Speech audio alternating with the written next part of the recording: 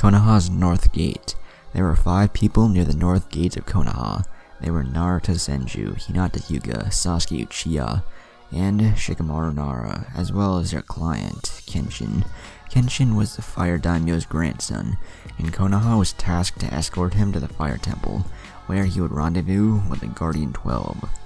Alright, now that we're all here, let's take this from the top, Naruto said looking at them. Supply check, Naruto ordered. 100 shurikens, 10 Fuma shurikens, 100 kunai, 20 explosive tags, 1 medical kit, 1 sleeping bag, 10 food bars, 10 food pills, and 10 soldier pills, Sasuke said, and Naruto nodded, turning to Shikamaru. Troublesome.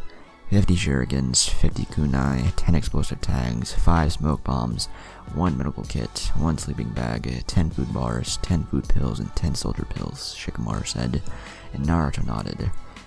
I have 100 shuriken, 100 senbon, 100 kunai, 1 advanced medical kit, 1 sleeping bag, food bars, food pills, and soldier pills, Hinata said, and Naruto nodded, turning to Kenshin.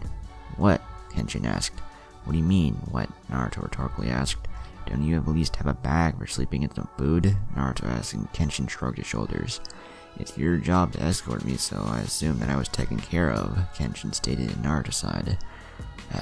Hold here, I'll go home and get some more supplies, Naruto said. You're going home now? What are we supposed to do in the meantime? Kenshin asked. Relax, I'll be back in a flash, Naruto said, and ironically disappeared in a yellow flash. 5 minutes later, he returned with another supply kit. Damn shinobi, the world would be better off without them, Kenshin thought to himself. We'll be traveling in a loose diamond formation, Shikamaru on the back for support, me and Sasuke to the sides. Hinata, you take the lead, Naruto ordered, and everyone nodded. Hinata, 500 meter sweep every 2 minutes, Naruto said, and she nodded. Kotetsu, Naruto called out towards one of the gatekeepers. Sign us out, Naruto said, and handed him the mission form with a permit to leave the village. You're clear to go, Naruto. Good luck, Kotetsu said. Let's move out, Naruto said, and they started walking out of Konoha towards the Fire Temple. It would take a few days for them to arrive at the Fire Temple, traveling by civilian pace. 2 days into the mission, middle of Fire Country. Naruto's team and their client were traveling peacefully, and in just 2 days, they were already at about half the distance. Kenshin didn't know how to properly use chakra, and neither had the stamina of a shinobi, so they had to stop every couple of hours so he could rest. They had offered him to be carried, but he refused. Naruto even offered him to stay and rest inside Naruto's dimension while they traveled at shinobi speed, but he refused as well. According to Kenshin, Naruto's dimension was scary, dark, cold, and lonely. It felt as if he was in a horror movie, too scared to even move. Say, Hinata started gathering the attention towards her. What's life like to the daimyo's grandson? Hinata asked, and everyone raised an eyebrow at that question. They had been traveling mostly in silence the whole travel. Sasuke was brooding, thinking about his brother Itachi. Shikamaru was watching the clouds. Hinata was busy sweeping the area, and Naruto and Kenshin didn't really seem to get along. Finally deciding to leave the peasant and come with me, Kenshin asked with a sultry voice, and Hinata got a tick mark. Why do you insist on calling me peasant? Naruto asked, shaking his head and ignoring his comment towards Hinata. Because you are, Kenshin simply replied. Everyone in your team is from a clan. The Uchiha clan, founders of Konoha, the Nara clan, and even the honored Hyuga clan, Kenshin stated. There were a few wrong things with that train of thought. After all, neither Hinata belonged to the Hyuga clan, and neither was Naruto clanless. Have you ever thought of what my full name was? Naruto rhetorically asked. What is your full name then? Kenshin asked in a superior and arrogant tone. Naruto. Naruto Senju, Naruto said, and Kenshin stopped walking and stared at the blonde. That will put the prick in his place, Naruto thought, nodding to himself. Senju? Kenshin asked, stuttering, and Naruto nodded. But I thought Lady Tsunade was the last. Why didn't you say anything when I called you peasant back then? Kenshin asked, shocked.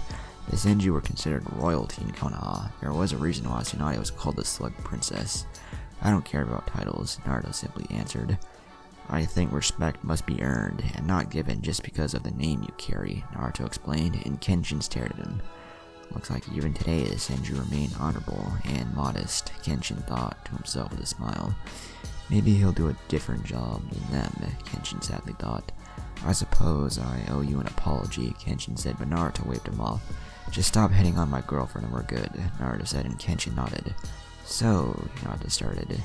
You didn't answer about your life, Minato said, and Kenshin sighed before starting. My life is pretty boring now. Since my father died 6 years ago when I was 10, it became even worse, Kenshin sadly said. My father was supposed to succeed my grandpa as the new fire daimyo, but he was killed. Ever since then, the title fell to me now, and now I'm constantly taught in the ways of the daimyo. I have to learn extensive geography and history, negotiations, politics, and economy.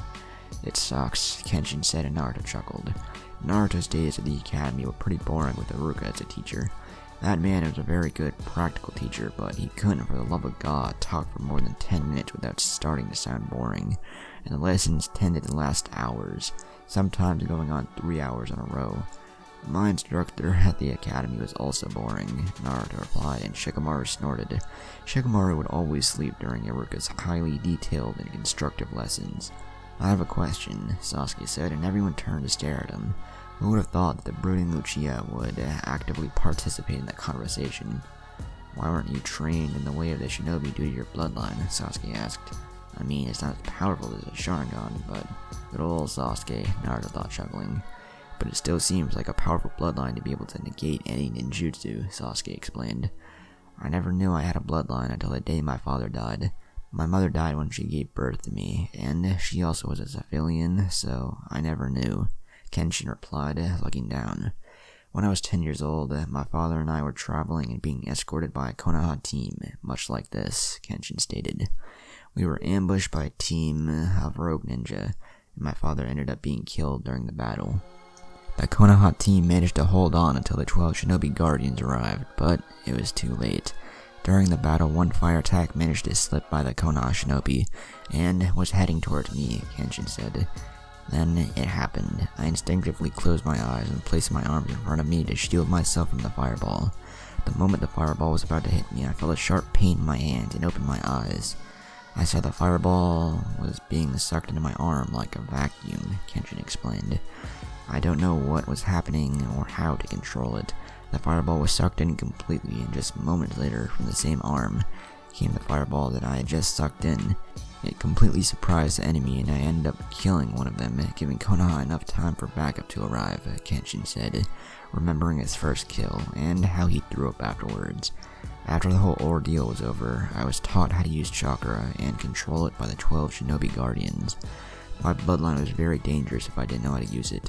According to them, I could accidentally kill any civilian when I shook his hand, Kenshin said. Makes sense, civilians don't have active chakra networks, but they need it nonetheless. You could absorb all of their chakra almost instantly, and they would never know of it as they weren't trained, Naruto concluded. Don't worry, you have 4 Chunins guarding you, Naruto said. That didn't help much last time. Your ninja trained every day, and yet when the times come, you're worthless, Kenshin flatly replied. You know what? Naruto rhetorically asked. I'm going to tell you something I told a friend I have back in the wave. Stop bitching about it and do something, Naruto simply said, and everyone raised an eyebrow at the bluntness in which he said that to the daimyo's grandson. After all, Naruto was never one to give any proper respect and honorifics to anyone. You're blaming Konoha shinobi on the death of your father, and I can accept that. But not all shinobi are worthless, as you say. You don't want that to happen again, then get training in the shinobi way. Master your bloodline and train, bleed, and fight for those you care, Naruto explained, and Kenshin turned away, not looking at Naruto, thinking about what he said. I'm going to tell you something the 3rd Hokage once said to me when I was a kid, Naruto said, and everyone focused on him. In this society, true power is not attained from mastering all the world's techniques. This is something I have already taught you.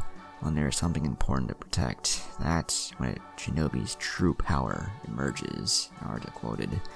Power, true power, comes from those who have the determination to protect. The true power of a shinobi emerges when he fights to protect those that are precious to him, Naruto explained. So, if you want to fight to protect those that you love, don't rely solely on others. Find your own strength, and fight for them. That is how I unlocked the final tomo of my Sharingan when Minato was being kidnapped. I unlocked the next level, the Mangekyo Sharingan, when Minato was about to die, and I needed to save her, Naruto explained, and looked at Kenshin, who was deep in thought. Easier said than done, Kenshin muttered out loud. I never said it would be easy, but would you rather have someone you cared for die just because you thought that training was tiresome and hard? Naruto rhetorically asked, but Kenshin didn't reply. I guess not, Kenshin replied before he gathered his thoughts and made a promise to himself. I'll do it. I won't rely on others, and I will defend my family with everything I have, Kenshin stated with a small smile. Naruto, Hinata thought, looking at Naruto smiling. Naruto always had a way with words. Troublesome. I guess he'll make a fine Hokage one day, Shikamaru thought to himself. Sasuke replied, not really paying attention to what Naruto had said. So, Kenshin started. Can you train me? Kenshin asked, and Naruto chuckled. Hold your horses, we'll only be escorting you to the fire temple. Once there, we'll leave. Although if you ask the 12 shinobi guardians, I'm sure they would be happy to help you, Naruto said, and Kenshin nodded. Enemy inbound, both sides, Hinata said, and Kenshin froze. Relax, Naruto said, placing a hand on his shoulder to calm his nerves. I take care of my team and clients. No one is dying today. Except them, Naruto said, and turned to Hinata. Can I get a head count? Naruto asked, and Hinata focused on her Byakugan. At this time, the whole team stopped and took defensive stances around Kenshin. I count 12 people, Hinata said, and focused more on each individual. Based on each chakra level, I estimate 9 around Genin level, 2 Chunins and 1 Jonin, Hinata explained. The Genins don't seem to have any experience or carry themselves as someone with training, so are most likely thugs who can use chakra, Hinata said, and Naruto nodded. They were probably taught by the Jonin and Chunins, Naruto concluded, and activated his own Sharingan and started scanning the surroundings. I thought you were a Senju, Kenshin said, confused when he noticed Naruto's eyes.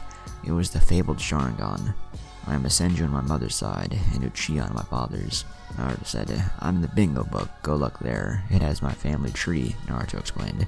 Incoming attack, Hinata said, and kunais came flying from all sides, making it impossible to escape. Earth style, earth wall, Naruto said, and slammed his hand on the ground. All around the group, 4 earth walls rose from the ground to trap everyone inside. The kunai and shuriken hit the wall and got stuck. The earth wall blocked around 100 kunai and shurikens. You know the plan, Naruto asked, and they all nodded. Naruto made a shadow clone of himself and used his Kamui to sink underground.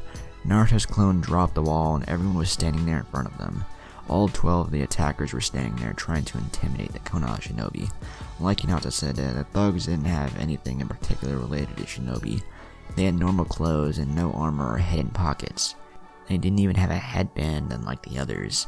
The Chunins and Jonins had a scratched headband that belonged to the hidden grass village, meaning they were rogue ninja. How about you kids, give us the bloodline noble, and we'll let you go on your way, the Jonin said. It appeared as if he was the leader of this small group. We do not abandon our clients, and we never surrender. It's the way of the leaf, Naruto said with his Sharingan spinning. In Uchiha, he might be worth something in another village, the Jonin mused. Let's take him as well, along with the Hyuga girl, the Jonin said with a twisted smile. Get them, the Jonin said, and all the thugs rushed the target. Wind style, fanned wind, the original Naruto said, hidden in the trees. He picked his fan, and, channeling chakra through it, he swung it, creating a very strong gust of wind. The gust collided with the thugs, and all of them were sent flying and crashed into the ground in trees. It was clear that they weren't going to get up, as they had cracked bones all over, and some were even dead. You were saying? Naruto asked as the clone dispelled, and the original approached his group. It was nothing more than a distraction, so the enemy would think they were all there guarding the client. They didn't expect a surprise attack, and as such, Naruto was eliminating more than a half of the group, even if it was the weaker ones. They were just canned fodder, Jonin said, and Naruto shook his head. There was no honor among thieves. They were willing to sacrifice them as pawns and nothing more. The Jonin wanted to kill them quickly and took out a sword that looked like a normal katana. The Jonin dashed towards Naruto's group and raised his katana and tried to do a downward slash to kill them. However, Naruto was faster than him. Naruto blurred from his position, heading straight towards the incoming Jonin. Naruto closed the distance and gave no time for the Jonin to react. Naruto ducked under the swing and rose, placing himself in the middle of the Jonin's arms. Naruto quickly headbutted him, making the Jonin stumble backwards. Naruto kicked the Jonin's right hand and made the sword fly into the air. While the sword was still in the air, Naruto gave the Jonin a kick to his chest, making him fly away and collide with a tree. Naruto caught the falling sword and immediately threw it at the Jonin, piercing his clothes and snaring him to the tree. The Jonin and Chunins gulped when they saw that display of skill and speed. The Jonin was already sweating as the blonde kid could have killed him right away if he wanted to. "Who wants a piece of action?" Naruto asked, and Hinata and Sasuke raised their hands, making Naruto chuckle. "Hinata, you take the Jonin, Sasuke the left Chunin," Naruto said. "Why does Hinata get to take the Chunin?" Sasuke yelled, frustrated with the fact that Naruto would think that Hinata was stronger than him, or that Sasuke wasn't strong enough to take the Jonin. "Just shut up and do what I say," Naruto ordered, and Sasuke scowled.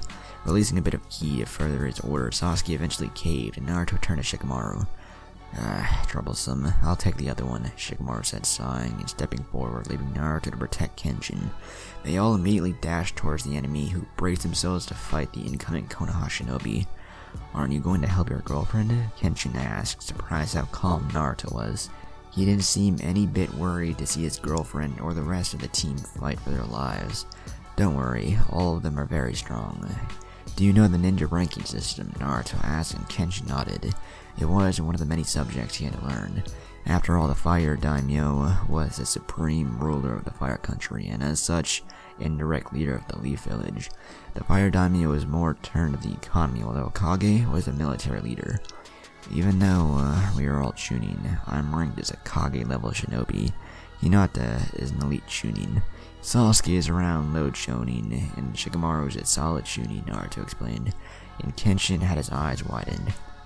"You don't really think Granny Tsunade would give you an escort with 4 ordinary and fresh Chunins, did you?" Naruto rhetorically asked, but Kenshin said nothing. "Granny Tsunade?" Kenshin muttered out loud, and Naruto nodded. "Ah shit, I called him peasant in front of her. I'm so lucky to be alive," Kenshin thought to himself, shivering. Everyone in the world knew exactly why Tsunade was famous, and it was because of her short temper and monstrous strength. "If anything goes south, I'll intervene," Naruto stated, and turned to watch the battles. Hinata versus Jonin. "Oh goody, the blonde kid sent the lamb to the slaughter," the Jonin said, licking his lips in anticipation. "Are you in the bingo book?" Hinata asked in a monotone voice. "No, why do you ask?" the Jonin asked, confused. "Shame, that means there's no reward in killing you," Hinata said, and the Jonin scoffed. We'll see, the Jonin said, and took out a couple of kunai. "Water style, water bullet," Hinata said, and sent a couple of water bullets toward the Jonin. He jumped to the side to avoid them and threw a kunai at Hinata, wrapped with the explosive tag. Hinata dodged the kunai, and the tag exploded, creating a cloud of dust. Using the cloud as coverage, Hinata created a shadow clone and activated the Byakugan. Using her eyes, she easily bypassed the dust cloud and located the Jonin, who was observing intently the cloud for any signs of Hinata. Hinata took out a couple of poisonous senbon and easily threw them towards the Jonin, using the dust as cover. The Jonin was fairly close to the dust cloud, and even though he was a Jonin, he didn't have reflexes quick enough to completely dodge the senbon, as they were small and difficult to see. The senbon scratched the Jonin and induced the poison into him. Due to his quick reflexes, he managed to avoid any critical strike from the senbon, but he still got infected from the poison, although he didn't know that yet. "Bitch," the Jonin said before flashing through hand seals. Earth style, earth spear. A chunk of earth rose from the ground and formed a spear that the Jonin grabbed and threw blindly into the dust cloud. He heard a piercing sound and smirked, thinking he got her. The dust cloud finally lifted, and the Jonin smiled at the sight of Hinata being pinned into the ground with an earth spear through her left shoulder. The Jonin approached her and kicked her. "Serves you right, bitch," the Jonin said, laughing until Hinata disappeared in a cloud of smoke to reveal a small log. Substitution. Shit, the Jonin thought as the log started sizzling. He took a closer look and saw that the log had an explosive tag attached to it. The tag detonated and the Jonin was thrown backwards but managed to flip midair and land on the ground, barely hurt. He scanned his surroundings, trying to find her. The Jonin knew he was at a disadvantage as he was fighting a Hyuga. His enemy had the Byakugan, and it was a safe bet that she knew exactly where he was, unlike him, who had to rely on his senses to find her. Wind style, wind bullet, Hinata whispered before taking a deep breath, and firing multiple wind bullets towards the unsuspecting Jonin. The Jonin felt the chakra usage and immediately performed a substitution to avoid the death zone. Hinata saw him mold the chakra with her Byakugan and adjust her trajectory with the last bullets. The Jonin performed the substitution and avoided the bullets safely, or so he thought. He started doing hand seals for another jutsu when he felt pain through his legs. He buckled over in pain and noticed that he was bleeding from both legs, who had holes in them. He tried to get up until he felt a sharp pain in the middle of his chest, and then nothing more than darkness. Hinata had quickly approached the Jonin and delivered a Juken strike to his heart, killing him instantly. There was no point in letting him suffer in pain, so Hinata took him out of his misery. Shikamaru versus Chunin. Damn that Naruto giving me all the work, while I could be resting by the client watching the clouds. Shikamaru muttered, sighing and stopping right in front of the Chunin. Shikamaru was already making plans, and more plans to defeat his enemy and end this battle quickly. After all, the clouds don't watch themselves. If you want, I can leave, the Chunin said in a sarcastic tone. That would be great. See ya, Shikamaru said and turned to walk away from the enemy who had a what the fuck face. I'm joking, you bastard. You aren't going anywhere, the Chunin yelled and charged toward Shikamaru. Troublesome, Shikamaru muttered, and braced himself to fight that troublesome shinobi. Shikamaru crouched and placed his hands with the rat hand seal. The shadow beneath Shikamaru started shimmering, and suddenly a thin line raced towards the incoming Chunin. Nara, the Chunin thought as he stopped running towards Shikamaru and started evasive maneuvers. If he got caught in the shadow, it would be the end for him. Even though the shadow bloodline from the Nara clan is very powerful, their techniques have several weaknesses. For instance, the most basic technique, which Shikamaru is performing, the user must be rooted in place, keeping the constant hand seal making him vulnerable to an attack. Another weakness is that if the enemy's chakra is powerful enough, they can break the shadow bind, placing the Nara user in a tough spot. Seeing this, the Chunin jumped high in the air and took out a couple of shurikens, and sent them toward Shikamaru. Shikamaru was forced to stop his technique and jumped to the side to avoid the shurikens. Shikamaru took out a couple of smoke bombs and threw them into the middle of the road, clouding the Chunin's view of his enemy. The Chunin knew he couldn't stay in the smoke cloud, and as such he jumped in the nearby forest, and lashed himself to a tree, channeling chakra into his feet. Let's see, the Chunin thought, considering what to do against the shadow user. Fire style, great fireball jutsu, the Chunin said and sent a big fireball towards Shikamaru, who was still on the road watching the cloud of smoke disperse. Shikamaru noticed the fireball and pinpointed the enemy's location from the jutsu, using the fireball's shadow and the natural shadows created by the trees in the forest. Shikamaru did a quick Kawarimi with a nearby log and immediately crouched. His shadow blurred from his position and quickly passed underneath the fireball and up the tree, snaring the Chunin into position. How? The Chunin asked. He never noticed the shadow crept up on him. He looked towards where the fireball crashed and noticed a burned log, meaning Shikamaru had switched with it. Very simple. I used the fireball's shadow along with the shadows from the trees. The smoke bomb's original purpose was to lure you into the forest, Shikamaru explained, and performed another set of hand seals. Shadow neck binding, Shikamaru said, and the shadow under the Chunin's feet started crawling up his legs, and taking the form of hands. These shadow hands easily reached the Chunin's neck, and proceeded to strangle him to death. The Chunin fell to the ground, and Shikamaru left to group up with Naruto, so he could finally watch some clouds. Sasuke versus Chunin. You should give up, only no Uchiha can defeat an Uchiha, Sasuke taunted, or most likely bragged, but in the end it didn't matter. Like most shinobi, when you taunt them, they fall for it and charged head on. Shut up, you bastard, the Chunin said and blurred towards Sasuke, who smirked, and easily saw him approaching with a Sharingan. Usually the one that advances first is the first to make a mistake. They both arrived near each other and started exchanging blows, with Sasuke coming on top. The Chunin threw a sloppy punch and Sasuke capitalized on it. Sasuke swatted his fist aside and grabbed his wrist. Sasuke flicked him and slammed him into the ground. The Chunin got up and Sasuke took his chance and gave him a roundhouse kick, and the Chunin was sent flying into a nearby tree. Pathetic, Sasuke said, smirking. As expected, no one can match the power of Uchiha, Sasuke bragged. Fire style, Phoenix Fire Jutsu, Sasuke said and sent multiple small fireballs towards the Chunin. He had just got up and coughed a bit of blood when he saw the incoming fire attack. The Chunin decided to perform a fast Kuroimi with the nearby log since it would be difficult to dodge all of the fireballs. The Chunin came into his senses when he noticed Sasuke appear next to him. Sasuke sent him a kick and the Chunin managed to block it with his right leg. Sasuke twisted his body and gave him a right hook. The Chunin blocked it once again with his hands, but Sasuke continued his twist and used his other leg and slammed it into the Chunin's face, sending him flying once again. Sasuke quickly reappeared next to the Chunin before he could even land, and gave him a kick that sent him flying into the air.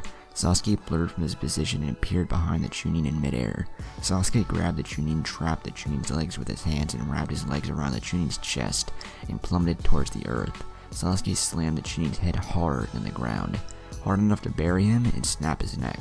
Sasuke got up and smirked, and his handiwork, all that training was paying off. Back with Naruto and Kenshin. "You see," Naruto said, pointing towards the incoming members of his team. "Nothing to worry about," Naruto stated. "That's good, but I can't stop shaking," Kenshin said, trembling. "It's the adrenaline," Hinata started. "You aren't used to seeing this type of combat, and you were obviously nervous. It'll wear off, give it a couple of minutes," Hinata explained, and he nodded. "We'll set up camp here tonight," Naruto said as the day was already beginning to darken, and they had just battled a couple of rogue ninja. "Sasuke, go collect wood for a fire, Shikamaru, water," Naruto said, and they both left. "Hinata, stay close to Kenshin. I'll bury the bodies," Naruto said, and left to go collect the bodies of the enemies and bury them. A couple of minutes later, everyone returned with their respective things, and Naruto started a small fire with the fire jutsu. They ate quietly and peacefully, and Naruto formed a small earth dome so they could sleep with some coverage. 3 hours, shift each one. "Who wants the first?" Naruto asked, and Shikamaru stepped forward. "Troublesome. I'll take the first one," Shikamaru said, yawning. "No cloud watching," Naruto said, grinning, and Shikamaru waved him off. "Little does he know it's a clear sky, so I'll be watching the stars," Shikamaru thought evilly. 3 days later, Fire Temple. The rest of the travel went without any sort of troubles as they weren't ambushed again. During the travel, Naruto eventually caved and decided to show Kenshin the leaf sticking exercise for chakra control, as it could be done while traveling. Kenshin had a really hard time doing it because he was already old, and as such his chakra network was a bit atrophied. They were reaching the fire temple and stopped at the supposed entrance to it. There were stairs as far as the eye could see, and there weren't even intervals between them. It was step after step in what seemed to be a long walk. 234 steps, Kenshin said, and Naruto's eye twitched. "Keep those comments to yourself," Naruto said, and they all started walking up the stairs that didn't seem to end.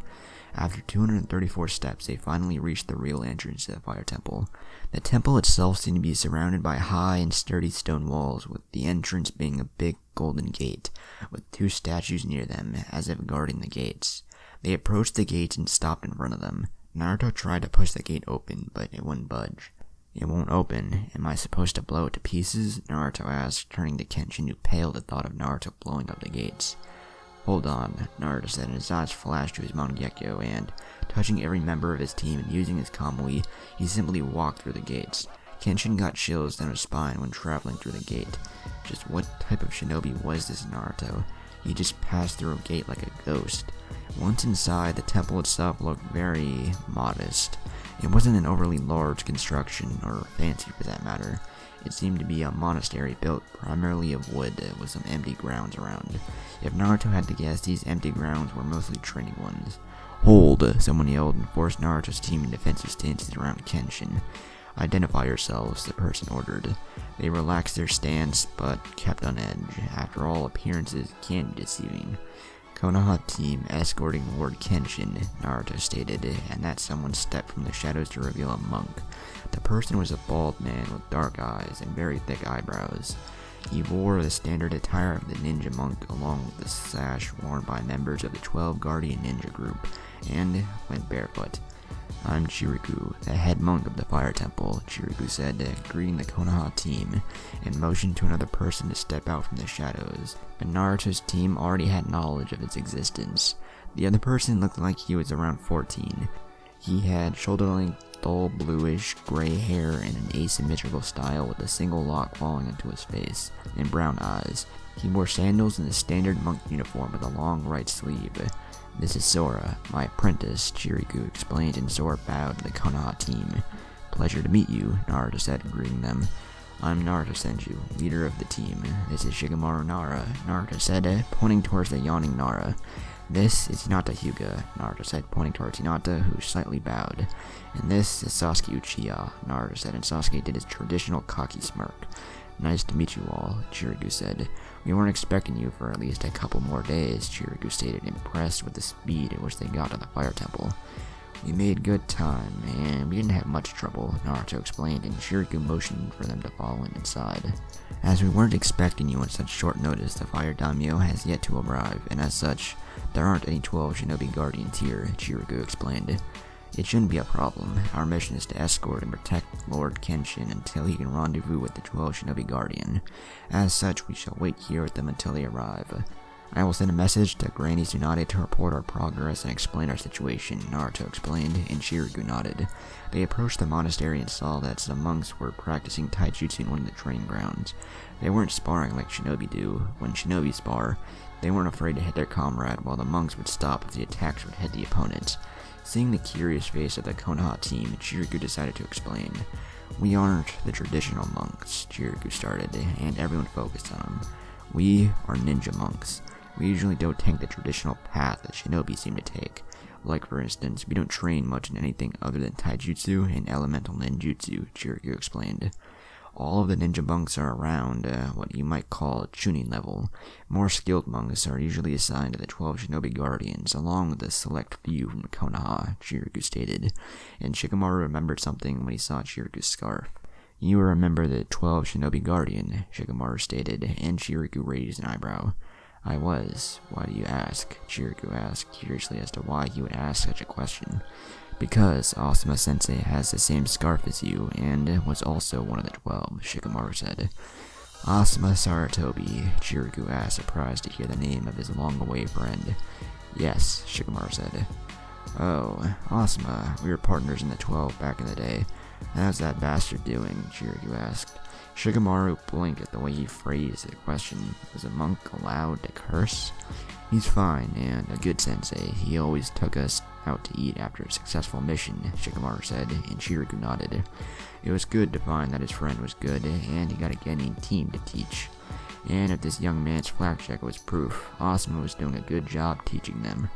This way, Chiriku said, and guided them to the rooms where they will be staying for the next couple of days, until the fire daimyo arrives. After a couple of minutes walking, they reached the rooms and each member took one. Naruto assigned the same shifts to watch over Kenshin. They were deep inside the fire temple, and they shouldn't have much trouble, but Naruto didn't want to take any chances. He himself is a master of infiltration, but that is particularly due to his Kamui ability. But nonetheless, there are a lot of skilled shinobi out there, and Naruto wanted to make sure Kenshin was safe at all times. Next day, fire temple, outside. Deep within the forest, just outside of the fire temple, were two cloaked figures. A small light bypassed the branches and showed them. They were Tobi and Kakazu, and they were talking to one another. You know what to do, Tobi asked, and Kakazu nodded. Good, don't underestimate the Kyuubi Jinchuriki. Iwa classified him as an S-rank shinobi, and we know for a fact that he can control at least 4 tails, Tobi said. After all, if Kakazu got himself killed before he could even finish his mission, that wouldn't please Tobi at all. Just make sure you do your part, Kakazu said and dashed out of the forest, going towards the fire temple's gate. Kakazu approached the golden gates and formed a ram seal. His hands started to darken as they seemed to turn into something stronger than stone itself. Earth style, Earth Spear, Kakazu said, forming a fist with his right hand and slamming it against the golden gates. The gates were obliterated and blasted backwards, crashing in the middle of the training grounds. Subtle, Tobi thought as he warped away to get into position. Inside Fire Temple, Naruto and company. Naruto, Sasuke, Hinata, and Shikamaru were guarding Kenshin while Chiriku and Sora were taking them on a tour around the Fire Temple. Regarding Sora, Naruto felt that something was off about the kid. Naruto noticed the glares the other monks seemed to give Sora, and these types of glares reminded him of his life back in the old days. Chiriku, Naruto said, gathering his attention. Do you mind if I ask a personal question? Naruto asked, and Chiriku raised an eyebrow. I'll do my best to answer it truthfully, Chiriku replied, and Naruto nodded, thinking how to put his questions the right way. Truthfully, you say, Naruto thought before activating his Sharingan and hiding it with a small genjutsu. Hinata sensed the genjutsu and activated the Byakugan as well. All of this and Shiriku never realized it. After all, would you expect a Sharingan user belonging to the Senju clan? I've noticed some strange looks that the other monks seemed to give Sora, Naruto said, and Shiriku remained impassive. But Hinata saw a small rise in his heartbeat, and Naruto noticed a small increase in his blood pressure due to a small bulge in his neck. Sora just frowned as he wondered why he received those glares. Sora's subject, both Naruto and Hinata thought. Shiriku looked over to Sora, who was silent and watching him intently to see if Shiriku was going to tell him. I know those types of glares, and if he is what I think he is, then you should let the Hokage know about this, Naruto explained, looking directly at Shiriku, and letting his genjutsu drop to reveal his Sharingan. I don't think you are equipped or trained if something should happen, Naruto said, and Shiriku flinched. Something did happen, Naruto stated. What are you talking about? Sora asked. You said you didn't know why they treated me like this, Sora sadly said, looking intently at him. Tell me, Sora yelled, but this time towards Naruto. You are what people call a Jinchuriki, a human sacrifice, Naruto started. Jinchuriki are human beings that have a biju sealed inside of them, Naruto said, and Sora's eyes widened at the implications. Which one does he have? Naruto asked Shiriku. The Kyuubi, Shiriku sadly replied, sighing. What? What? Naruto, Hinata, Kurama, Shikamaru yelled. Kurama, what is he talking about? Naruto asked his partner, who was dumbfounded at the monk's statement. I don't have a clue. I don't sense anything coming off of him. That's impossible, Shiriku, Naruto said to Shiriku. What makes you say that? Shiriku asked confused. Because I'm the Kyuubi Jinchuriki, Naruto said, and Sasuke's eyes widened along with Sora's and Shiriku's. But when it happened, I felt the chakra, and it was definitely the Kyuubi's, Shiriku explained, and Naruto stayed silent. That dope seems to have everything. The Kyuubi should belong to me. With it, I could easily defeat Itachi. After all, the Sharingan is capable of controlling the Kyuubi, Sasuke thought to himself. Did I do something? Sora asked carefully, as nothing was making much sense as of now. Shiriku sighed and decided it was time to explain everything, but he never wanted him to find out this way. A couple years ago, when you were younger, you somehow unleashed that chakra that was sealed inside of you, and proceeded to go on a rampage around our temple, destroying a good part of it, and injuring many monks. Thank God no one died, but the damage was severe, and they started looking at you with hate and fear, Shiriku said. It was that day I realized that you had the Kyuubi's chakra sealed inside of you. I don't know who or how it happened, but it doesn't matter at this point. After that whole incident, everyone became aware of you and started giving those looks, Shiriku said, placing a hand on Sora's shoulder. So I'm nothing more than a monster, Sora said, looking down. No, you aren't a monster, Naruto said. How do you know? Sora yelled at him, almost sobbing. Because I'm not one either, Naruto replied, and Sora's eyes widened. Since you have the Kyuubi's chakra, and since the Kyuubi's soul is inside of me, when you use the Kyuubi's chakra, if you can't control it, it runs rampant. If you don't manage to control the chakra, it runs wildly, and you won't be able to distinguish friend from foe, and you will destroy everything in your path, Naruto explained. What am I supposed to do then? Sora asked. You're in luck, Naruto said, and Sora got confused. The Kyuubi and I are going to help you control it so this doesn't happen again, Naruto said, and Sora was shocked. The Kyuubi is going to help me? Sora asked fearfully. Yes, the Kyuubi is both a dear friend and a trusted partner. He will help us, don't worry, Naruto said. Trust Naruto call Biju his friend. Troublesome, Shikamaru thought. When you are ready, we can begin, Naruto said, and Sora nodded. Thank you, Naruto, Shiriku said. Maybe Sora would be able to make a couple of friends his age, and Naruto would be the best as he was also a Jinchuriki. Boom! What was that? Naruto asked, as everyone recoiled from the explosion they heard coming from outside of the fire temple. After a couple of seconds, a monk came running inside. Shiriku, we are under attack from a shinobi, the monk said, between breaks, placing his hands on his knees. He destroyed the gate and is destroying and killing everyone in sight. Sasuke, the moment that he heard this, blurred away from Naruto's position, heading towards the gate. Sasuke intended to kill this threat quickly so he could go back to training. Sasuke! Naruto yelled as Sasuke was running away from him. That idiot is going to get himself killed, Naruto said out loud and turned to Chiriku, who was discussing plans with the monk that came to warn them. Chiriku, Naruto said, gathering his attention. Lord Kenshin takes priority. Once we have him transferred into a secure location, I can provide assistance, Naruto and Chiriku nodded. Let's hope your teammate can last, Chiriku said, and motioned for them to follow him so they could take Kenshin to a secure room inside the fire temple. After a couple of minutes of running, they finally came across what seemed to be a panic room. The room had large metal doors. Sealed iron door. Release, Chiriku said, going through hand seals. The massive iron doors glowed momentarily before unlocking and allowing Kenshin, Sora, Hinata, and Shikamaru entrance to the room. The room itself was very large, and it was completely surrounded by iron or other metal. The room itself was mostly empty except for the table and a couple of chairs. Hinata, Shikamaru, you stay and protect Kenshin. I'm going outside to help, Naruto said, and everyone nodded. Naruto was about to leave when Hinata grabbed him and gave him a small kiss. Be careful, Hinata softly said.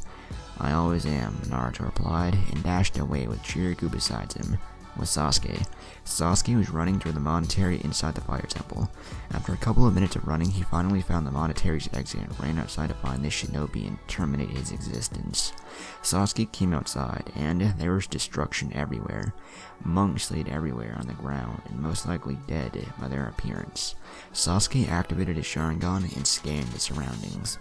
Sasuke felt a presence behind him and jumped away just moments before the shinobi came pounding on the ground.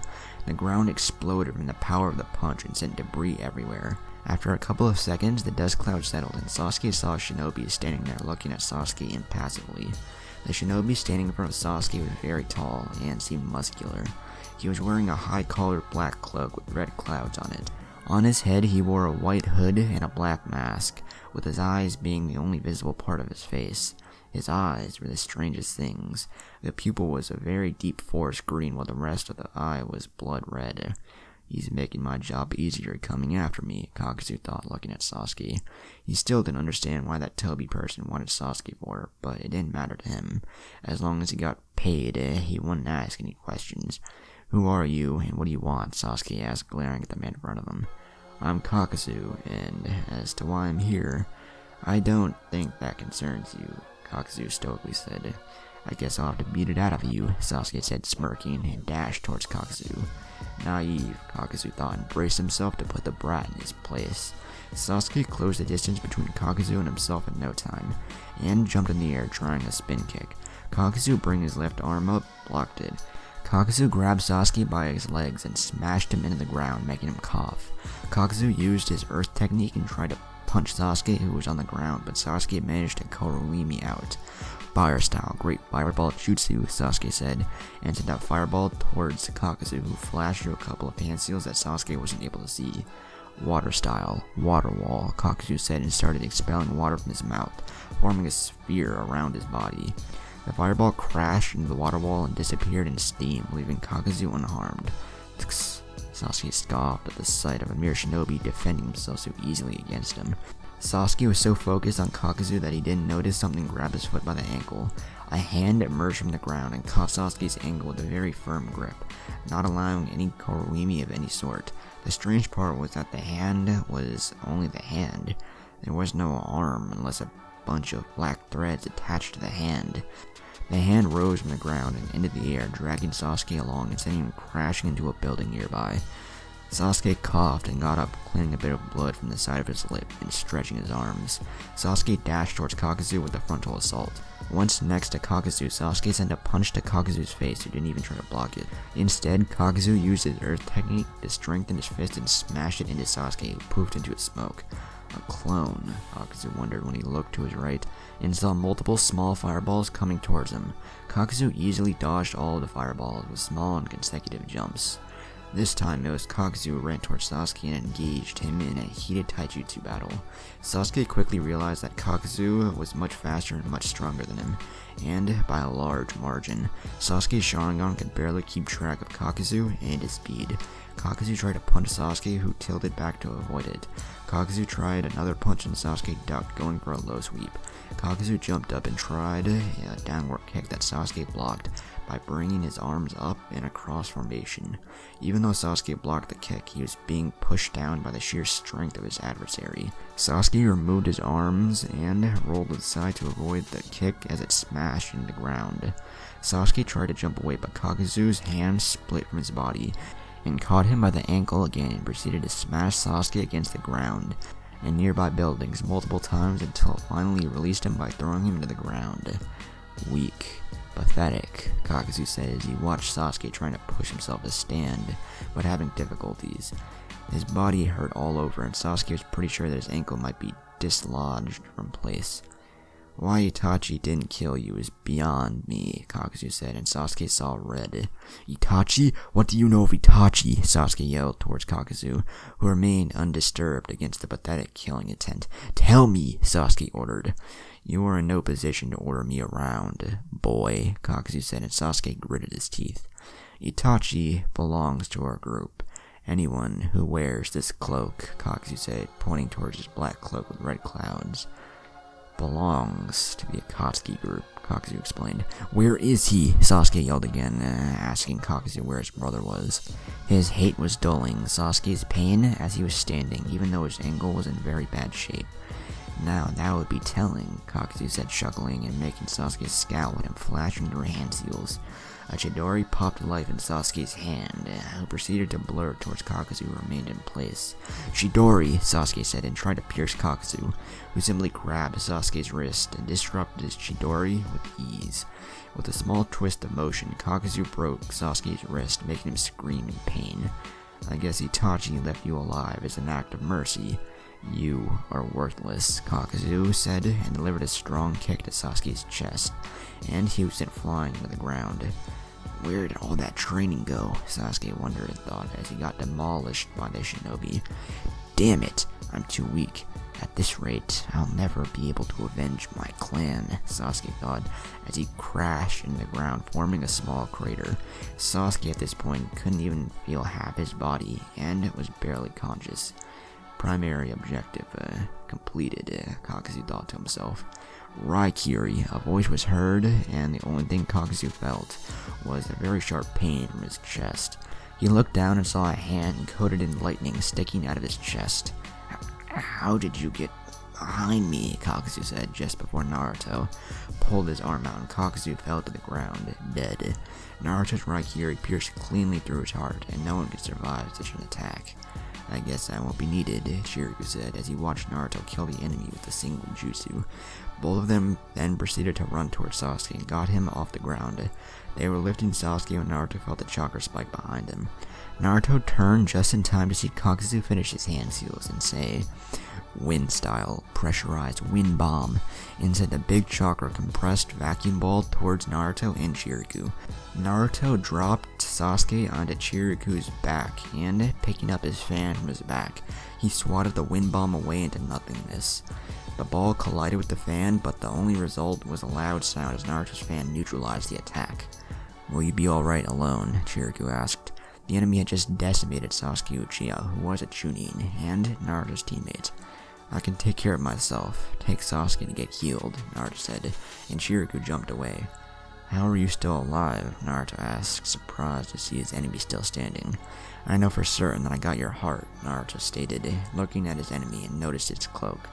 So, you're after me again, Naruto asked, looking carefully at his Sharingan blazing. Taking into account that I sent Itachi and Kisame with their tails between their legs, I suppose they sent someone stronger, Naruto asked, but Kakuzu remained impassive. And why do I feel 4 different chakra signatures coming off you? Naruto wondered as he focused more on his enemy, trying to find anything else. He's already close to figuring it out. He's not to be underestimated, Kakuzu thought. I'm not here for you, Kyuubi, but I suppose I can take you as well, Kakuzu said, and Naruto laughed. You can't take me that easily. I believe I will put up a fight at least, Naruto said. Ready? Kakuzu asked. Yes, Naruto said, and both of them dashed towards each other at high speeds. They met halfway and their fists collided with a shockwave. They were evenly matched in taijutsu, with Naruto being faster and Kakuzu being stronger, far stronger than anyone should be. Naruto noticed that his skin was dark, almost black. Using his Sharingan, he decided to analyze as best he could why his skin would be so. He's using Earth Chakra to strengthen his skin and increase his strength, Naruto concluded from the analysis. Naruto jumped back into the air to gain some distance, and was surprised when Kakuzu's hand detached themselves from him. The hands were going fast towards his ankles, and Naruto had to do something. Naruto focused his chakra, and golden chains erupted from his hands. Naruto sent the chains into the ground and used them to outmaneuver Kakuzu's hands mid-air, and land on the ground. Naruto channeled chakra into his wrist sword seal and took out his Jakuto and began channeling lightning chakra through it.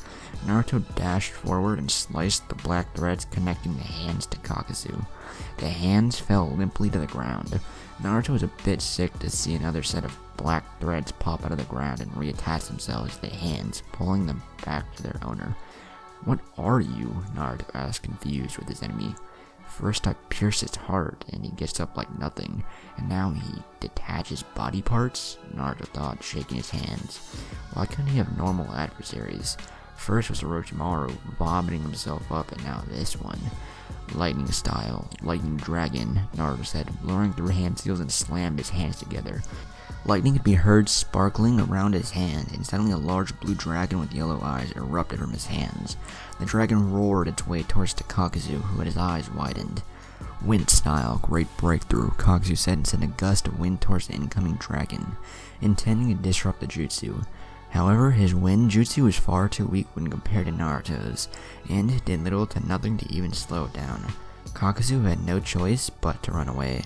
The moment the dragon was about to crash into him, Kakuzu sidestepped it and jumped as far as he could. Even though Kakuzu dodged the attack, his left arm was spasming a bit from the electricity. "Surprise," Naruto said as he reappeared next to Kakuzu's position with his hand crackling with electricity.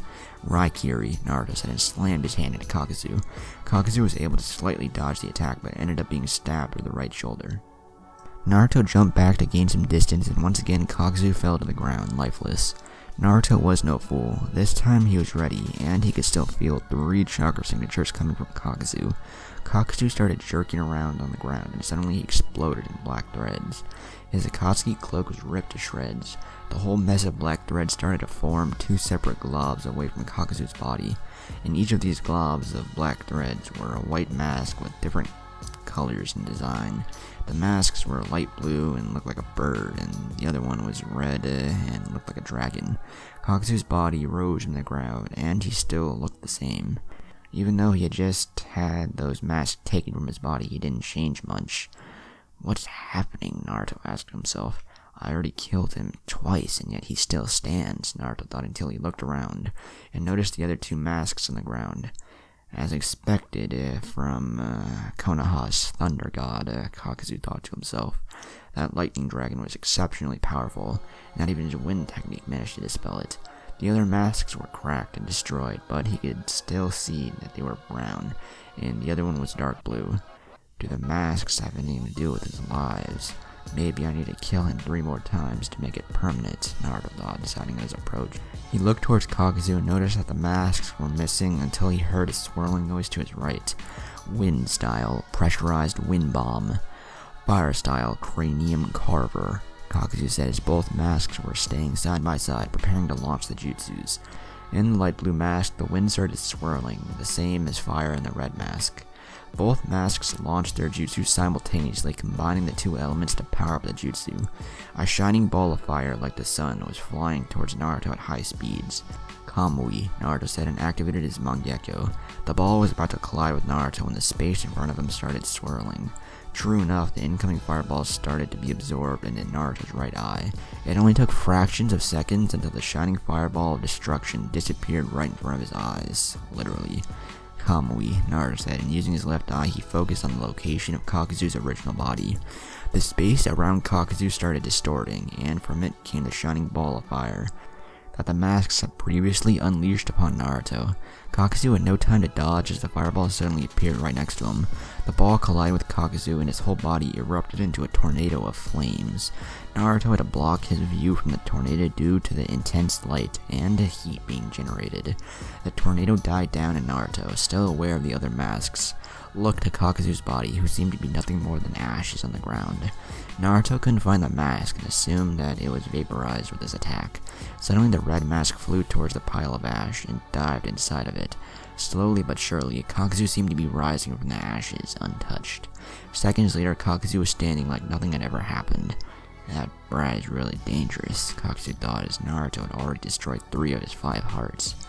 Even if my power is limited, I have a feeling that he's not serious either, Kakuzu thought, looking at Naruto, who was staring at him impassively. The brat really did look like Madara Uchiha. Kakuzu, being very old, had obviously met up with Madara Uchiha back in the old days. Although Kakuzu never fought him, he knew very well that Madara was an enemy not to be underestimated, and was said that only Hashirama Senju could match his power. And both of them were on a level that was so far out of reach of ordinary shinobi that they were considered gods among humans. And now, Kakuzu had the man's grandson standing in front of him, looking, staring at him impassively and without a flinch. There was no doubt about Naruto's heritage, his battle fan, his hairstyle, and the power behind those eyes was far too great to be discarded, as nothing more than bull. You give a whole new meaning to rise from the ashes, Naruto said, and jumped to the side to avoid a wind blade sent from the light blue mask. 2 masks to go, Naruto said, smirking, and Kakuzu's eyes widened. So you figured it out, Kakuzu asked, and Naruto nodded. Yes, you seem to be linked deeply to each of the masks you carry. Judging from the number of critical hits I landed, you should be dead 3 times already, and yet you aren't. However, each time I killed you, in fact, I destroyed one of your masks. Logic states that once they're all gone, you die, Naruto explained, and Kakuzu nodded. Impressive observation. It's very true. I steal the hearts of powerful shinobi I defeat in combat. By doing so, I can extend my natural lifespan. I'm more than 100 years old, and I once fought the first Hokage, Kakuzu explained, and Naruto was shocked. Kakuzu was over 100 years old. That means he still fought in the clan wars before the village system was set up. Naruto guessed that Kakuzu would eventually join Taki during his life, only to later defect. If Kakuzu had indeed fought against his great-grandfather, it means that fighting Kakuzu was a family business, so to speak, and now Naruto is going to finish his gramps' work. This is it, Naruto said before slapping his hands together as if praying. Kakuzu sent the light blue mask to interrupt him, but Naruto easily dodged the attack, still with his hands in the same position. Senpo, Naruto started, and green marks started appearing on his face. The marks formed a loop around his eyes going to his cheeks, and they had 2 concentric circles on his forehead. Naruto's Sharingan eyes seemed to start glowing even more than usual. His eyes felt like they were radiating power. Is he going to? Kakuzu was thinking, but didn't manage to finish. Naruto's next words made him forget everything. Wood release, secret technique, birth of the dense woodland, Naruto said as he did the snake hand seal and the ground started shaking. Naruto looked towards Kakuzu, who was panicking and running through hand seals as well. Fire style cranium carver, Kakuzu said, and fired a torrent of fire towards Naruto, who had just finished his jutsu. Nativity of world trees, Naruto shouted and flexed his arms forward, making trees burst from the ground. Hundreds upon hundreds of trees suddenly popped from the ground and started heading towards Kakuzu, destroying everything in their path. The torrent of fire clashed with his wood barrage, but did nothing, as the trees easily dissipated the fire. The trees didn't stop or waver at their obstacles, and easily reached Kakuzu, who had started evasive maneuvers. The light blue mask was firing wind blades and bombs, trying to destroy the onslaught of Naruto's wood attack, but nothing seemed to work. If they destroyed one tree, 2 more would grow from the ground. Kakuzu jumped in the air to avoid the major attack and started maneuvering to avoid being caught by it, but it was only a matter of time. One tree came from behind and wrapped itself around his left ankle, flinging him into another set of trees. In the end, Kakuzu was trapped with trees wrapped around their legs, and other ones wrapped around his arms. Kakuzu felt pain. This pain was coming from his chest. He looked down to see a chunk of wood piercing his chest right through his heart. He gave a short, shallow breath as he looked one final time into Naruto's eyes, who seemed to pulse and start spinning. Once the spinning stopped, Kakuzu looked down, and instead of a piece of wood, It was nothing more than Naruto's sword. Kakuzu looked around, and everywhere there were trees starting to shimmer and simply fade away as if it was nothing more than a dream. He looked over to his other mask and saw it snared in the ground with Naruto's golden chains. The light blue mask had his mouth pointed in the air, so any jutsu it fired, it would miss. Kakuzu saw everything disappearing and was confused. What is this? Kakuzu asked Naruto, who was behind him with his hands grasping his sword. You are over 100 years old, and yet you forget one simple detail, Naruto said, and made his way around Kakuzu standing in front of him. Naruto locked eyes with him and simply said, "Never look into the eyes of an Uchiha." Kakuzu's eyes widened in realization. Everything that had happened since the time Naruto started to gather chakra and that strange hand seal was a genjutsu. Naruto had played with Kakuzu's experience in battling the first Hokage to make it seem that Naruto had wood style. Naruto had used that as a distraction to permanently end the battle.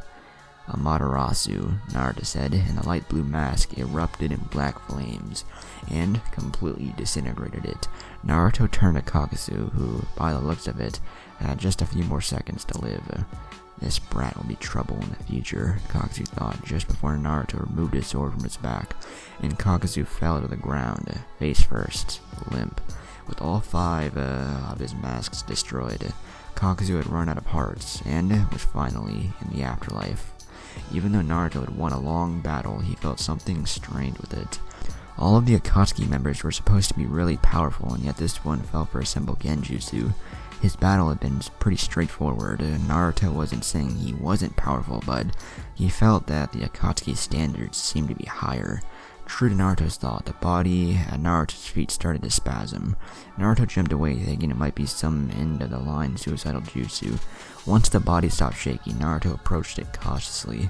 He would never know just what kind of tricks they may have under their belts, or cloaks for that matter.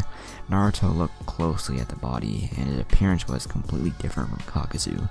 This someone standing dead in front of him definitely was not Kakuzu. This person was about Kakuzu's height, but seemed like a regular Joe. He had brown hair and his eyes were completely white. He seems to be nothing more than a sacrifice like the others. Naruto thought as he realized something. If he's nothing more than a sacrifice, he was a diversion. Shit, Naruto realized, as he focused on Hinata's Hiraishin marker and vanished in a yellow flash. With Kenshin, Hinata, and Shikamaru. Kenshin, Hinata, Sora, and Shikamaru were inside the sealed iron walls. According to Chiriku, it was the safest place in all the Fire Temple. Only someone who knew the correct hand seal sequence and had the right chakra signature could unlock the doors that led into this area of the temple. Do you think Naruto will be alright? Kenshin asked, slightly afraid for Naruto. He had started to grow fond of the fellow shinobi. Kenshin knew that Naruto was strong, but there were many shinobi around the world, and there were bound to be someone more powerful. He'll be alright, don't worry, Hinata replied, but that didn't seem to ease Kenshin's worries. What makes you so sure? Kenshin asked, surprised to see much faith placed on Naruto. Because he never gives up, and he never surrenders. It's his ninja way, Hinata replied softly. If that doesn't put you at ease, maybe this will, Hinata said, and threw Kenshin a copy of the updated bingo book. Page 112, Hinata said, and Kenshin quickly flipped to it. Konoha's Thunder God, S rank, Madara Uchiha, Hashirama Senju, Minato Namikaze. Kenshin's eyes widened at what he found about Naruto. He was related to the most powerful shinobi to ever live, and if his rank was anything to measure by, he was indeed very powerful. Suddenly they heard the sealed door unlock, and everyone took fighting stances in front of Kenshin. It might be an enemy, or it might not be, but it was best to prepare for the worst, and hope for the best. The door opened, and Chiriku entered the room with a heavily injured Sasuke in his back, barely conscious. What happened? Kenshin asked. He had never seen a shinobi in such bad shape, and he had already seen the 12 shinobi guardians in bad shape. He was defeated, but me and Naruto arrived in time to rescue him, Chiriku explained, and gently placed Sasuke on the ground. Naruto mentioned you were a medic, Chiriku said towards Hinata. I'm trained to be one. Let's see what I can do, Hinata said, and activated her Byakugan. Sasuke's injuries were extensive. I can patch him up, but he'll need to rest a couple of days, Hinata said, and started the mystical palm technique to reset the ribs in place and heal other wounds. Hinata walked towards Sasuke's legs and picked up his ankle. With a sickening twist, she reset the ankle to its proper place and used the mystical palm once again. It's done. He'll need to rest his body for a couple of days now, Hinata explained, and Chiriku nodded. They all started to feel a bit at ease when Hinata, Shikamaru, Chiriku, and Sora felt a presence enter the room. They turned around to see someone standing in the middle of the room. He had a black cloak with red clouds, but the most interesting fact was that he was wearing an orange mask with a swirl pattern. Everyone took defensive stances in front of Kenshin as they didn't know what the shinobi's target was. Hinata took a peek into his chakra levels and they were massive. They were on par with Naruto's levels, and that was saying something. Be careful, his chakra levels are on par with lower level Bijus, Hinata said, and everyone gulped the new enemy. Looks like Kakazu already completed his primary objective, Toby thought, looking at the injured form of Sasuke, who's on the ground unconscious. Who are you and what do you want? Hinata asked, not for once looking away from this new enemy.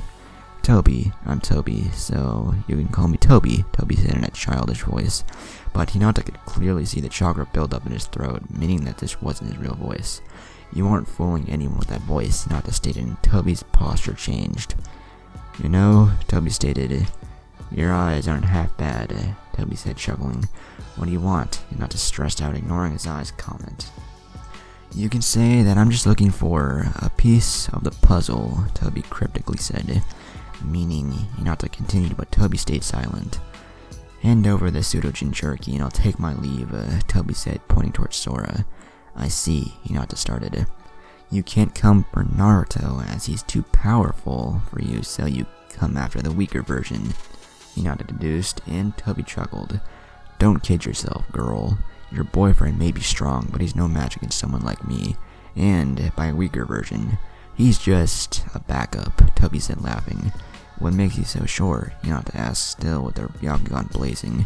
Toby activated his Sharingan for Hinata to see who had her eyes widened. He's, Uchiha, Hinata said, and everyone gasped. There are only supposed to be 3 Uchiha alive, and those were Naruto, Sasuke, and Itachi. Who are you? Hinata asked, suspiciously. Madara Uchiha, Toby said with his Sharingan spinning. Everyone was shocked to see that the legendary Uchiha warrior was still alive, while everyone but Hinata. Bullshit, Hinata said, and Toby looked carefully at her. Naruto told me that his grandfather was dead, so you're not him, Hinata explained. What makes you so sure? Toby asked, flooding the room with ki. Kenshin was on the floor while the rest of the shinobi were breathing heavily, while only Hinata and Chiriku were able to match it. No matter, I'm taking what I want, Toby said and dashed towards Sora to capture it. Shikamaru, Sora, take care of yourselves and protect Kenshin. We'll take care of him, Chiriku said, and both he and Hinata took defensive stances against the incoming Akatsuki ninja. Hinata was standing in her standard Shuken stance, and Chiriku had his right hand lowered with the palm pointing to the ground, while his left one was in front of his chest. Welcoming approach, thousand-armed murder, Chiriku said, and his forehead seemed to constrict. Suddenly, semi-transparent arms seemed to form mid-air and start going towards Toby. Hinata, using her Byakugan, saw Toby mold chakra in a way that she remembered it from somewhere. As the arms were about to connect with Toby, they simply phased through them. Hinata's eyes widened in realization of the technique Toby was using. She took a closer look at Toby's eyes, and they weren't the standard Sharingan, but a completely different form. Toby's eyes had shifted into a Mangekyo Sharingan, and he seemed to be using Naruto's Kamui technique. Toby's Mangekyo was blood red, with what seemed to be 2 triple-wheeled patterns overlapping each other. How was he doing this? Chiriku asked, shocked that his attacks were ineffective. He'd never seen such a technique. His technique was passing right through the enemy without any obstruction. Toby was nothing more than a ghost at this point. And his special technique that he uses with his Mangekyo Sharingan called Kamui, he's able to dematerialize his body and thus allow any attacks to simply pass through him. As if he was a ghost or an illusion, Hinata explained, and Toby nodded. That was the simplest description he could come up with. How do you know that? Chiriku asked, not losing focus as he kept his punching barrage. Because Naruto can use it as well, Hinata said, and went on to thinking mode. Is he really Madara? He can use the same technique as Naruto, Hinata thought, wondering if Naruto was mistaken regarding his grandfather. So, what do we do? Chiriku asked. There's something we can do. He cannot remain intangible indefinitely, as there is a time limit at which he can maintain a technique active. However, neither of us are fast enough to capitalize the moment in which he materializes, Hinata explained, frowning. Naruto had explained to her how his technique worked, and there weren't many flaws. Kamui was almost a perfect technique, and a very powerful one at that. So what can we do? Chiriku asked as he dropped his attack. The concentration necessary to maintain the attack was great, and he could only do it for a couple of minutes max. Stall until Naruto arrives, Hinata simply said, and turned to Shikamaru. Use your shadow to help us, Hinata said, and Shikamaru nodded, crouching on the ground. Shikamaru started to expand his shadow to try and capture Toby. Of course, Toby wouldn't be caught in such a weak technique, but it provided Hinata and Chiriku a much-needed help in distracting the enemy. Toby arrived near Hinata and Chiriku, and they all engaged taijutsu. Hinata kept a very close eye on Toby's chakra network so she could try and hit him where he became tangible. Hinata backflipped away and looked towards the taijutsu battle between Chiriku and Toby. Chiriku dashed forward and tried to punch in the chest, only to slip by him and stumble forward. Now, Hinata thought as Toby was about to punch Chiriku in his back. Air palm, Hinata said, and sent a wave of compressed air filled with chakra towards Toby. The wave arrived near him and passed right through him and nearly hitting Chiriku, who was on the other side. This is going to be hard, Hinata thought as she rushed towards Toby to give time for Chiriku to recover. Hinata went for a juke and strike to his chest and phased through him. Toby turned around only to see Hinata start to spin. Chitin, Hinata said, and was enveloped in a blue dome of chakra. Toby noticed it and was using his Kamui to avoid the chitin and jump back. As Toby was about to land, he noticed Shikamaru's shadow was closing in and at a very fast pace. Toby simply warped away completely and reappeared on the other side of the room. Hinata and Chiriku recovered and dashed once again towards Toby, who remained in place, seeing them coming.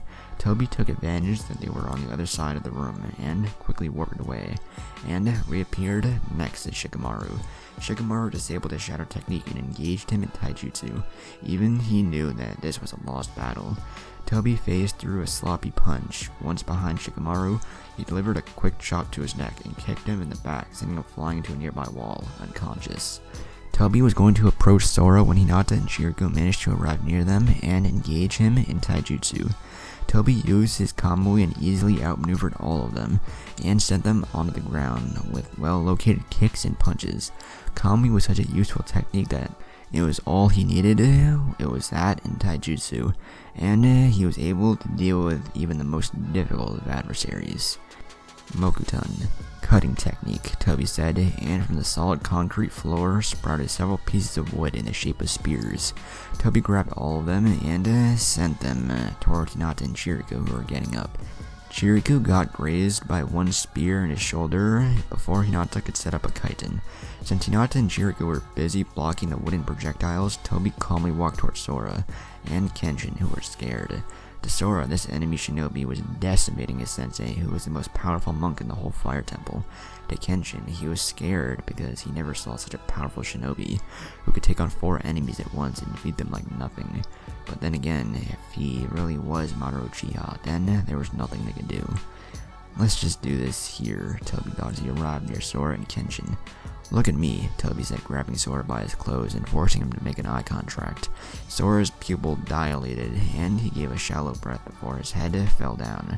When Sora raised his head, his eyes were now blood red with vertical black slits.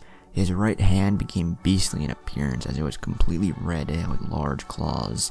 Toby dropped Sora to the ground and looked towards Kenshin, who was on the verge of a heart attack.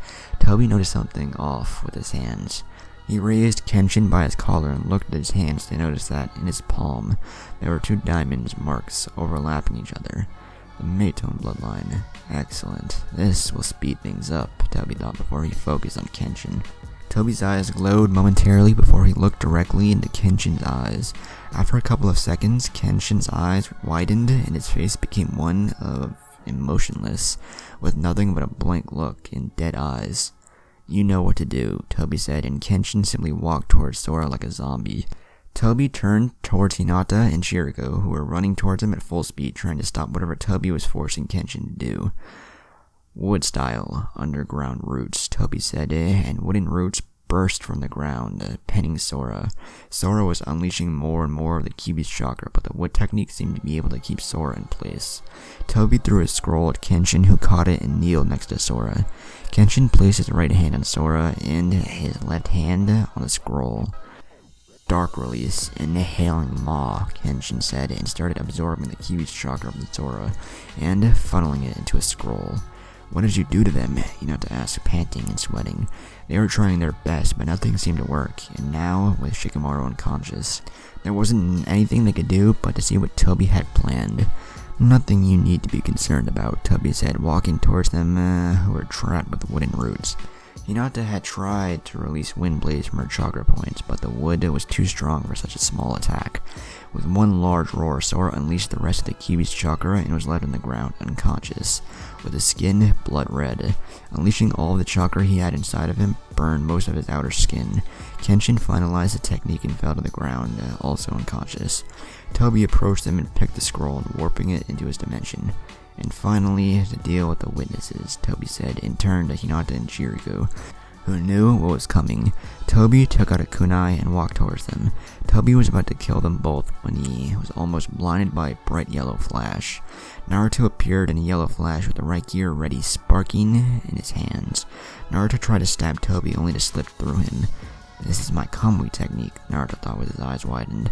Naruto had completely slipped by him when Toby turned around to stab Naruto in the back, only to also slip through Naruto.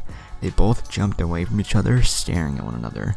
Naruto quickly took multiple shurikens and, infusing them with lightning chakra, threw them into the wooden roots, freeing Hinata and Chiriku, who took their side. "Sharingan in wood style," Naruto said with his eyes widened. "Who are you?" Naruto asked with his Mangekyo blazing. "What is it with people asking masked men who they are?" Toby rhetorically asked, sighing. "He says he's Madara Uchiha," Hinata said, and Naruto raised an eyebrow in confusion. Naruto placed his hands on the ram seal, making Toby wonder what he was doing. Naruto focused on Toby and started sensing chakra. "You're not Gramps," Naruto said, chuckling, but Kurama had a much different expression when his host sensed Toby's chakra. "What makes you say that?" Toby asked, surprised by yet again someone stating that he isn't Madara Uchiha. "Your chakra is nowhere like mine," Naruto simply said. "You're half Senju," Toby replied. "True," Naruto agreed. "However, look at me. I have blonde hair and blue eyes, or rather red eyes right now, which means my father's genes are dominant, which would mean that my chakra is similar to that of my father, and grandfather for that matter," Naruto explained, and Toby scoffed to himself. This whole persona of him being Madara Uchiha was going down the drain. "So," Naruto started, "who exactly are you?" Naruto asked. "I sense Senju chakra in you, but you are clearly an Uchiha," Naruto stated, observing carefully. "Naruto," Kurama called out. Naruto focused on his partner. He's the one who removed me from your mother and controlled me into attacking Konoha," Kurama explained, and Naruto's chakra spiked. The man in front of him was the reason why he had a crappy life, and why his parents were dead. Killing intent flooded the whole room. Even though the ki wasn't directed towards Hinata and Chiriku, they were both gasping for air. "That's some power you have there," Toby said as a bead of sweat rolled down his face. Not that Naruto could see it. "You were the one responsible for my parents' death," Naruto yelled, powering his ki with the Kyuubi's chakra. "I'm going to kill you," Naruto shouted, and powered his Chidori Nagaishi, and dashed towards Toby with swirling chakra in his right hand. Naruto appeared next to Toby and immediately flashed behind his back, and tried slamming a Rasengan through Toby, only to phase through him at use on the ground, making a large crater. "He's fast," Toby thought, and he nearly got me. I'm going to stop underestimating the brat. Toby instantly pulled two kunai and threw them as hard as he could towards the unconscious forms of Kenshin and Sora. Naruto's eyes widened when he saw it. The kunai were moving at high speeds and would most likely kill them both. Naruto wouldn't be able to get there in time, and neither Hinata or Chiriku would be fast enough. I have to do something, Naruto thought, and considered using his long-range Kamui, but the kunai were going too fast, and he wouldn't be able to teleport them, and they were just out of reach of his Hiraichi markers. Naruto's eyes glowed and his chakra spiked. The strangest thing happened. Time seemed to freeze. Naruto looked around and everything had stopped. Toby still had his arms in the throwing motion. His kunai were still mid-air but frozen in the same place, as if there was no gravity. He looked towards Hinata and Chiriku, who had running motions and concerned expressions on their face. "Time God," Naruto subconsciously said, and his eyes pulsed just before they started spinning in counterclockwise. Naruto was watching as everything was playing itself backwards in slow motion. The kunai were flying backwards into Tobi's hands. Hinata and Shiryu were running backwards, and even Naruto himself felt himself being pulled back, even against his own actions. After everything rolled back, Naruto was on top of Tobi's body with his Rasengan in his hand and slammed it into Tobi again. Naruto's eyes pulsed once again and everything resumed. Naruto phased right through Tobi and smashed his Rasengan into the ground. Naruto didn't know what happened, but he wasn't going to take any chances and immediately threw Hiraishin Kunai at the exact same time as Tobi did, intercepting them. How did he know I was going to do that? Tobi wondered and thought. Tobi jumped back to gain some distance and started observing Naruto, and shock splashed across his face. Kurama, what the hell just happened? Naruto asked his partner, who was speechless. I think you rolled back time, Kurama replied, and Naruto's jaw dropped. Just what kind of power did his eyes have? Although it did make sense as Naruto was able to see what would happen, and then it happened exactly as it was supposed to happen. So Naruto either rolled back in time, or he took a peek into the future. Naruto, what's wrong? Hinata asked, snapping Naruto out of his thoughts. I think I might have unlocked another Mangekyo ability, Naruto said in disbelief of what he had done.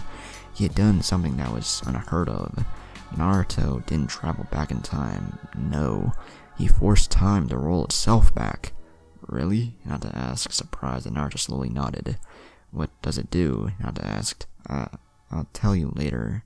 Now, we have a worm to deal with, Naruto said, locking eyes with Tobi. Amaterasu is useless, as is the Tsukuyomi, and this new power, I don't know how to control it, Naruto thought.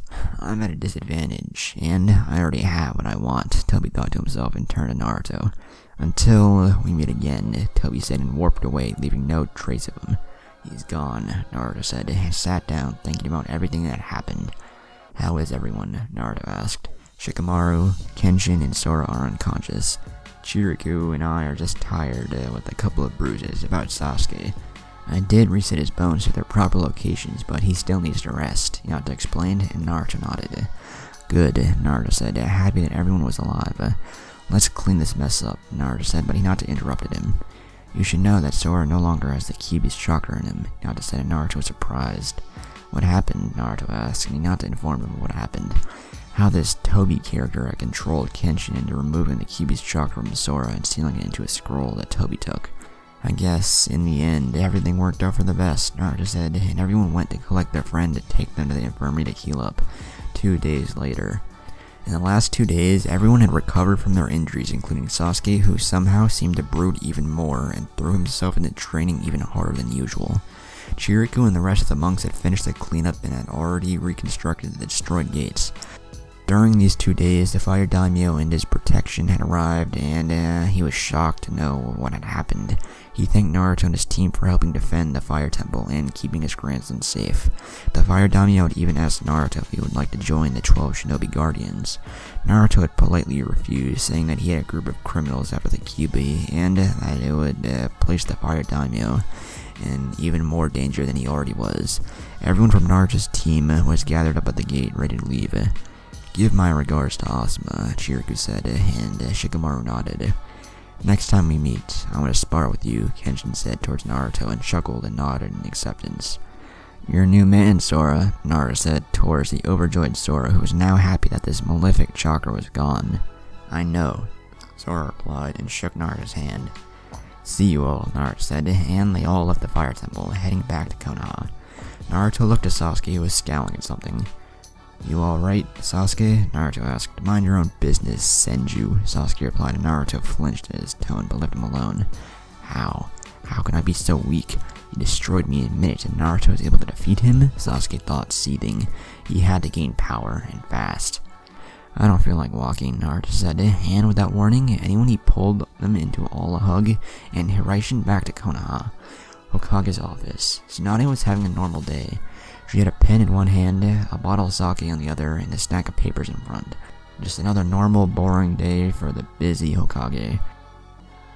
Tsunade was signing a piece of paper when she saw a bright yellow flash. She placed that paper on the desk and saw Naruto standing there, smiling at her, while the rest of the team was on the ground seeing stars.